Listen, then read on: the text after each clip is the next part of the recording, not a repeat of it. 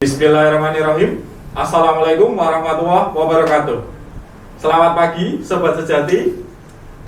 Saya berharap kondisi Sobat Sejati pada pagi hari ini dalam keadaan sehat, tidak kurang satu apapun.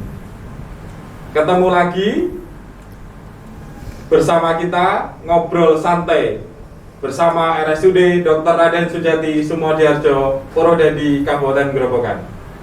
Kali ini kita mengambil tema Omikron. Tentu saya tidak sendiri. Pada pagi hari ini kita sudah bersama narasumber kita, Dr. Ratna Adika, spesialis paru. Selamat pagi, dokter. Halo Mas, gimana kabarnya? Baik, alhamdulillah, senang sekali pada kesempatan hari ini kita ngobrol santai, dokter. Ngobrol santai dengan tema Omikron. Nah, dalam beberapa bulan terakhir memang jadi perhatian kita bersama tentang Omikron ini. Ada hal yang perlu disampaikan, dokter, tentang Omikron ini. Oke, kita bahas Omikron ya. Ya. Jadi gini bro, jadi Omikron itu kan kita pertama kali itu dari Afrika Selatan tuh. Afrika Selatan tuh pertama kali dia ada studi kasus, terus ketemu tuh tanggal 9 November dia ketemu.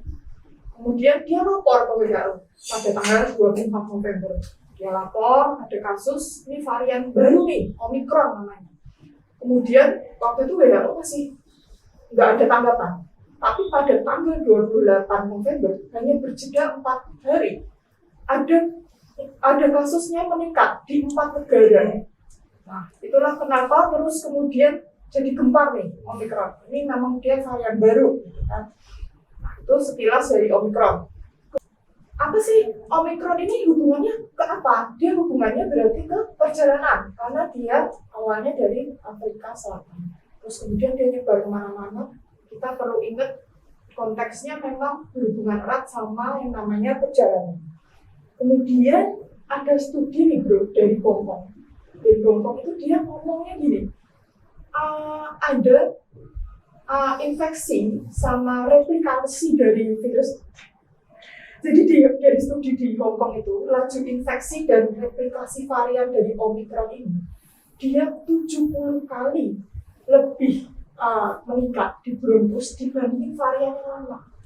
Cuma di parunya, dia 10 kali lebih ringan daripada varian yang lama.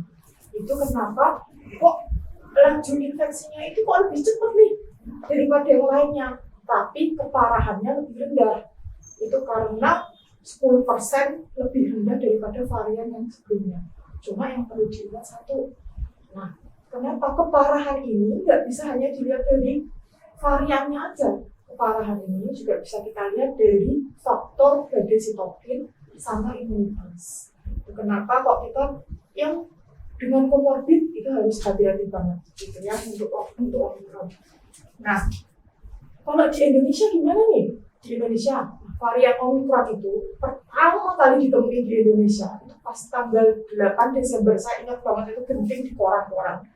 Itu ditemuinnya pada orang pembersih, tukang bersih-bersih di Wisma Atlet.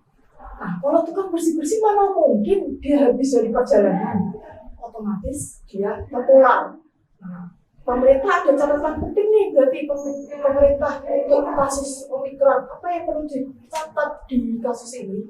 Yang pertama, berarti perjalanan dari luar negeri itu kita perlu tetapkan karantina. Kemudian kita segera cari sumber penularan.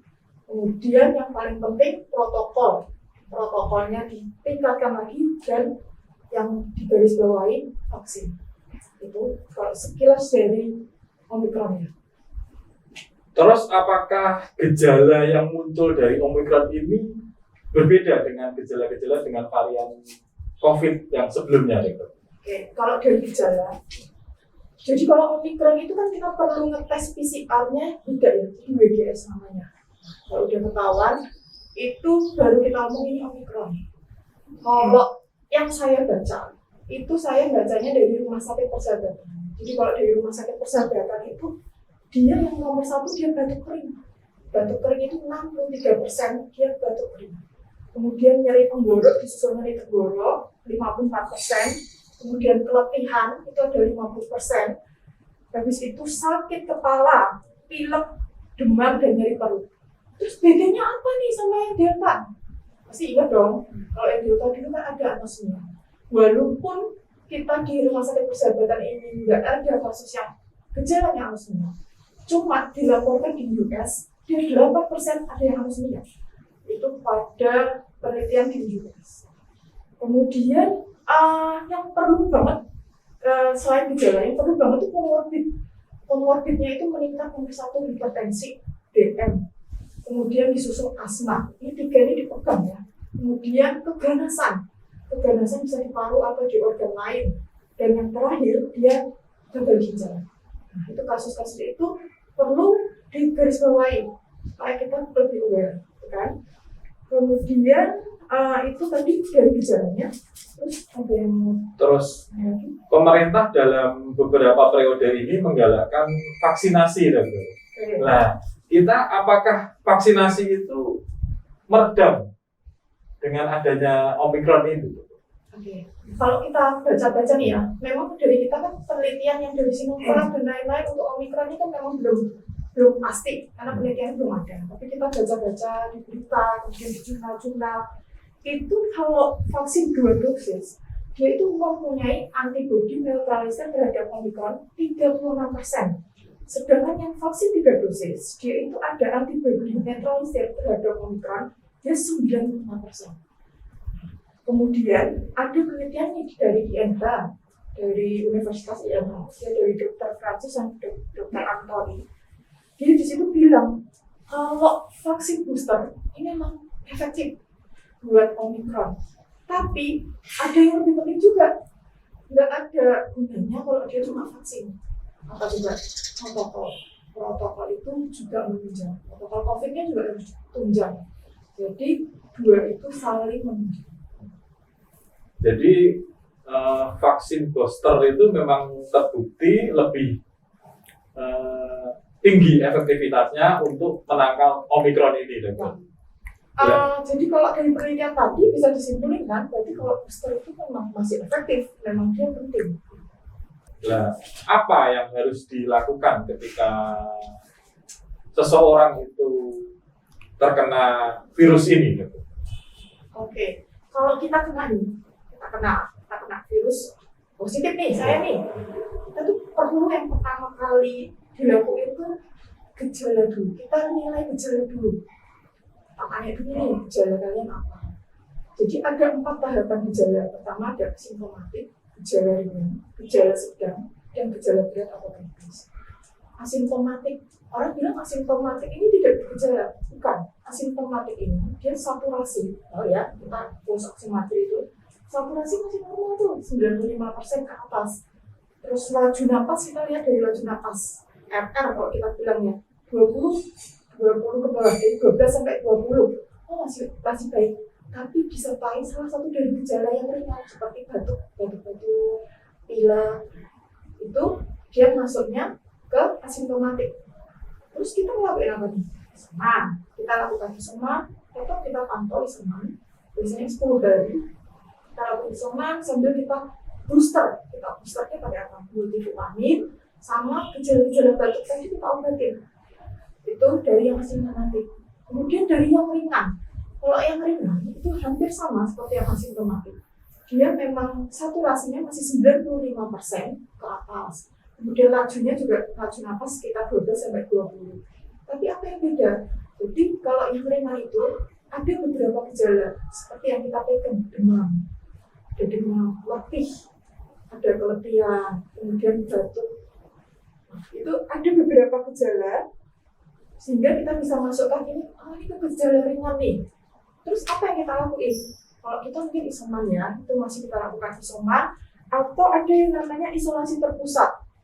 Isolasi terpusat dengan kita pantau. Tapi ada yang penting di sini. Kita lihat kriteria isoman. Kriteria isoman apabila dia usia kurang dari 45 tahun dan tidak ada komorbid. Kalau usianya lebih dari 45 tahun, kemudian ada komorbid, kemudian lingkungannya itu, istilahnya rumahnya itu tidak ada kamar sendiri, tidak ada kamar mandi, lebih baik kita evaluasi di rumah sakit. Seperti itu. Kemudian yang sedang, kalau yang sedang itu ada penurunan dari saturasi itu dia mulai menurun, jadi 93 sampai 95. Kemudian laju napasnya dia udah mulai terengah-engah, dari lebih dari 30, dia masuknya ke sedang. Nah ini kalau ini harus wajib berarti dievaluasi di rumah sakit.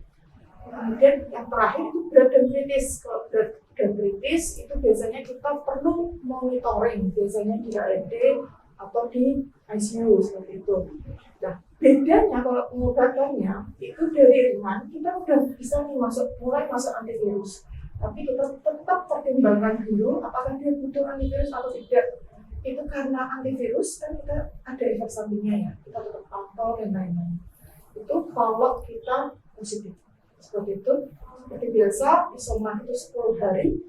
Kemudian setelah itu baru boleh kembali lagi ke masyarakat. Walaupun tetap setelah itu protokol kesehatan tetap dijaga. Artinya gejala sedang dan berat itu harus dievaluasi di rumah sakit. Mungkin ada hal-hal yang perlu penekanan lagi, gitu. Kapan kita ke fasilitas kesehatan untuk memeriksakan gitu?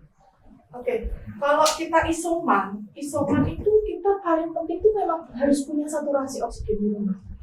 Jadi begitu saturasi oksigen itu turun, ini wajib nih buat rumah sakit. Ya, jadi ini wajib juga ke rumah sakit. Mungkin dari puskesmas dulu nggak apa-apa, nanti dari puskesmas kita evaluasi, kemudian dari puskesmas bisa dikirim ke kita kalau ternyata tidak teratasi di puskesmas. Jadi kita kan bertahap ya. Jadi menarik sekali penjelasan dari Dr. Ratna tentang Omikron ini. Dan memang sebetulnya Omikron ini bisa dicegah, Dr. J. Pencegahnya itu dari itu minimal pengetatan protokol kesehatan, Dr. J. 3M atau berapa M, dokter itu? Kalau sekarang sih saya masih pakai yang 5M dan 3T ya. Jadi kalau dari anjuran Kemenkes saya biasanya pakai Kemenkes. Kalau untuk kasus Omikron ini yang penting itu pertama kita itu tidak perlu panik, jangan panik, kita tetap tenang. Jadi ada beberapa dokter itu bilang panik itu mematikan akal. Jadi begitu kita panik kita nggak bisa berbuat apa-apa. Jadi tetap tenang. Kemudian vaksin, ayolah, mari kita vaksin.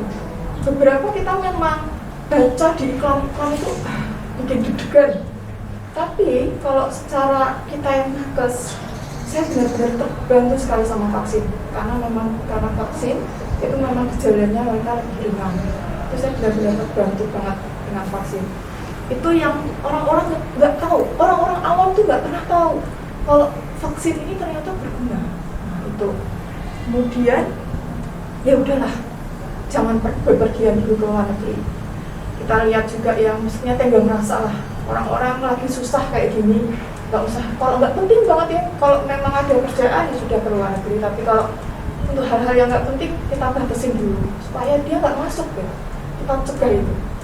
Kita perlu tenggang rasa. Nah, kemudian yang terakhir protokol kesehatan di rumah tadi dan 3T. Jadi ya, tracing, testing, kemudian treatment itu perlu dikuatkan. Itu dari Kemenkes seperti itu. 5M, 3T. Terus mungkin sahabat sejati bertanya-tanya tentang COVID ini. Ada istilah long COVID, dokter. Itu sebenarnya apa, dok, long COVID itu? Oke, kalau long COVID memang beberapa yang pasca COVID tuh mereka masih ada keluhan ya. Jadi memang ada keluhan. Jadi dari kami, dari Perhimpunan Dokter Paru Indonesia atau dari PDPI, kalau di long COVID itu disebut sebagai sindrom pernapasan pasca COVID-19. Jadi ada sindrom kan dengan gejala-gejala pernapasan pasca COVID-19. Setelah dia tertular COVID, ada gejala ikutan dokter G. Benar. Iya. Jadi setelah awitan selesai, kemudian ada gejala. Dia ada dibagi dua lagi tuh kalau PDPI. Jadi ada yang post akut dan ada yang pasca COVID-19 tapi yang baru. Bedanya apa? Kalau yang post akut, dia itu lebih dari 4 minggu sampai 12 minggu setelah gejala awitan, itu dia masih bertahan. Nah, tapi kalau yang kronik, hati-hati nih, lebih dari 12 minggu. Nah, itu kenapa saya kok orang pada bilang gini, saya kan asimptomatik nih, nggak masalah, saya nggak usah protokol COVID, saya tetap nggak mau isoman. Itu kan beberapa bilang gitu ya. Tapi hati-hati, yang perlu diingat ada long COVID. Long COVID ini kita nggak akan tahu apa, ya. Long COVID itu pertama bisa fatigue, jadi dia lemas, lemah, letih, lesu. Jadi kalau ganggu ya, istilahnya ganggu pekerjaan lah. Pekerjaan sehari-hari biasanya kita fresh, kita semangat. Ini jadi lemas terus. Hati-hati, ini juga termasuk long COVID. Kemudian batuk itu 16% itu batuk. Jadi cuma itu ganggu banget. Batuknya nggak ngekol banget, tapi itu dia bikin ganggu sekali. Nah, terus kemudian nyeri otot dan sakit kepala. Jadi kadang ada yang memang sakit kepalanya hebat. Dia pikir ini sakit kepala, tensi tinggi dan lain-lain, dicek semua nggak apa, ternyata dia ini long COVID. Kemudian sulit tidur dan ada beberapa yang sesak, jadi saturasinya nggak mau naik nih. Nah, itu gimana sih penanganannya? Kalau penanganannya memang kita harus evaluasi bertahap ya. Tapi yang paling penting biasanya saya kerja sama teman dari bagian fisioterapi, memang harus di fisioterapi rutin. Fisioterapi rutin, kemudian kita kasih dukungan juga, kemudian kalau memang berat sekali, ya terpaksa harus diberikan terapi. Gejala itu sifatnya menetap atau hilang dengan sendirian nanti beberapa bulan atau beberapa makanya tadi PDPI kan bro, PDPI itu namanya bagi dua dia, ada yang akut, ada yang kronik. Kalau aku tuh lebih dari 4 minggu tadi sampai 12 minggu, oke, habis itu fine, kayak itu aja. Tapi ada yang lebih dari 12 minggu nih, gak hilang-hilang. Itu yang bahaya banget. itu mengganggu kegiatan kita sehari-hari. Mengganggu banget. Baik secara fisik maupun psikis ya. Betul. Karena ada juga yang ke otak, jadi seperti gampang lupa itu juga ganggu sekali sih kalau saya bilang sih ganggu sekali buat kita yang bekerja. Kenapa kita nggak mungkin ya isoman terus di rumah terus, nggak mungkin, pasti kita akan kembali ke masyarakat. Jadi ulasan dari Dr. Ratna ini tentang COVID khususnya varian Omikron ini kelihatannya sepele dokter, sepele dan karena sudah beberapa tahun status kita pandemi dan mulai AB tentang protokol kesehatan, hal-hal yang memang perlu diperhatikan terkait dengan penularan. Semoga informasi yang kita berikan pada pagi hari ini memberikan wawasan, memberikan pengetahuan kita tentang pencegahan dari COVID-19 ini. Terima kasih dokter. Bro, ada kutipan sedikit Iya. ya. Intinya satu, apapun variannya, nomor satu, protokolnya. Jadi kayak orang ngomong ya, makanannya apa, minumannya cuma yang ini. Nah, ini sama nih. Apapun variannya, mau A, B, C, D, E, F, G, yang penting satu, protokolnya. Oke? Karena sekarang juga kita pergi kemana-mana sudah nggak usah vaksin, sudah nggak usah pakai swab dan lain-lain. Kita butuh vaksin, berarti intinya protokolnya diketatin. Kita sendiri yang lindungi diri sendiri sama keluarga. Nggak usah ngurusin orang lain, yang penting diri sendiri sama keluarga dulu. Nanti kalau kita berubah nih, insya Allah yang lain juga itu berubah. Jadi dari diri kita dulu, keluarga kita, habis itu baru yang lain. Mungkin tagline kita pada pagi hari ini, apapun variannya, protokol kesehatan harus kita jaga. Menarik sekali ulasan pada pagi hari ini bersama Dr. Ratna Adhika, spesialis paru. Semoga informasi yang kita sampaikan pada pagi hari ini bermanfaat buat kita semua. Untuk menambah informasi lain lagi tentang kesehatan, jangan lupa like, subscribe, komen, dan share supaya kita mendapatkan informasi-informasi yang lebih banyak lagi dari RSUD Dr. Raden Sujati Sumodiarjo Purwodadi Kabupaten Grobogan. Terima kasih. Selamat pagi. Wassalamualaikum warahmatullahi wabarakatuh.